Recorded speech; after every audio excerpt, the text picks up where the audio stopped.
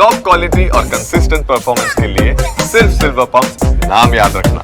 ગરમીથી બચવા માટે ઠંડા પીણાનો સહારો લેવામાં આવે। ધમધોકતા તાપમાં બહાર નીકળવાનું પણ ટાળી રહ્યા છે લોકો। ઠંડા પીણામાં લસ્સી, ફાલુદા સહિત જ્યુસનો સહારો પણ લોકો લઈ રહ્યા છે। આ સાથે જ લીંબુ શરબત, પાણી અને બચવા માટે સુતરાઉ કપડાનો પણ ઉપયોગ થતો જોવા મળે છે।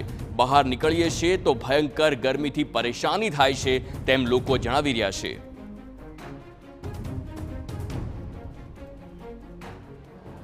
ગુજરાતમાં જે પ્રકારે ગરમીની સ્થિતિ અને ગરમીનો પારો વધી રહ્યો છે ને એના કારણે જે મુશ્કેલી લોકોને પણ પડી રહી છે, રાજ્ય સરકારે જે છે માર્ગદર્શિકા જાહેર કરી છે અને આપ જોશો પણ તો લોકો સહારો લઈ રહ્યા છે ઠંડા પીણાનો કે ગરમીથી તેઓ બચી શકે અને જે પરિસ્થિતિ છે પરિસ્થિતિમાં એવું છે કે ઓછામાં ઓછું લોકો બહાર નીકળે।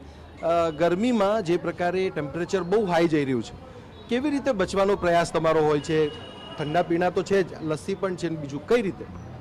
જેમ કે તમે એમ જુઓ કે અત્યારે ગરમી અત્યારે સ્ટાર્ટિંગ થઈ છે, હલકા રંગના કપડાં પહેરવાય, ગરમીમાં બને જ્યાં સુધી બહાર જવું એવું શક્ય નથી। બીજું આવું ઠંડા પાણી છે, ઠંડા પીણા છે, તમારા શરીરમાં સારું રહેતા ગરમી માટે, એટલે આ બધું કર્યા કરો તો તમારા શરીરમાં સારી એનર્જી પણ રહે અને બધી રહે। ઓકે, તમે કઈ રીતે બચવાનો પ્રયાસ કરો ગરમીમાં? ખાસ કરીને ઠંડા પીણા તો હોય જ છે, તમે બહાર નીકળવાનું પણ થાય તો કઈ કઈ બાબતોને કઈ કઈ તકેદારી રાખો છો?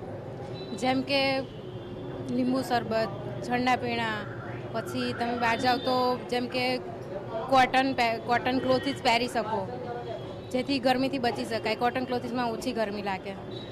ઓર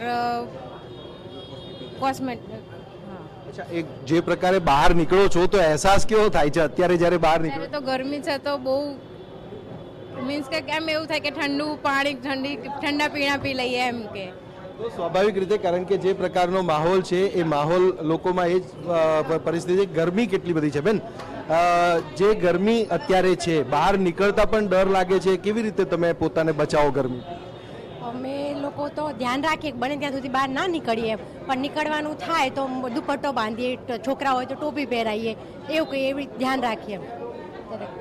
ઓકે, તમે જોઈ પણ શકો છો કે લોકો અત્યારે જે છે બને એટલો સહારો લે છે કે ઠંડા પીણા થી લોકો જે છે પોતાને ગરમીથી બચાવી શકે। આપ જોઈ પણ શકો છો કે અહીંયા ફાલુદા હોય કે પછી લસ્સી હોય કે પછી અન્ય જે પણ જ્યુસ વગેરે છે, તો એના આધારે પોતાના શરીરને ઠંડક આપવાનો પ્રયાસ અને ડિહાઇડ્રેટ ન થઈ જવાય એ માટેના જે પ્રયાસ છે, પ્રયાસ સમગ્ર અમદાવાદ સહિત ગુજરાતમાં લોકો કરી રહ્યા છે અને બને એટલું ઘરમાંથી બહાર નીકળવાનું પણ ટાળી રહ્યા છે।